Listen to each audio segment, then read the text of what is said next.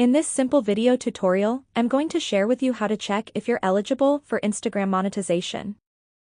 This is crucial for unlocking income opportunities like Reels bonuses, in-stream ads, and subscriptions while ensuring compliance with platform policies.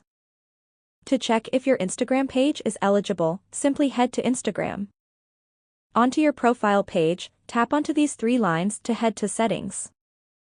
You want to navigate onto this option of Business Tools and Controls. Select Monetization Status. Here you'll see if you're either eligible or not. On my account, I'm apparently only eligible for brand content.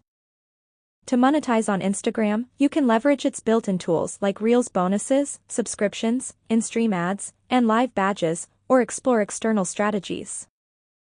Partner with brands for sponsored posts, use affiliate marketing to earn commissions, or sell products through Instagram shopping. And by the way, you can also offer digital products like ebooks or services such as consulting or social media management. Crowdfunding through platforms like Patreon or promoting freelance work are also effective ways to turn your Instagram presence into a steady income source. Well, that's how easy it is to check your eligibility status for Instagram monetization.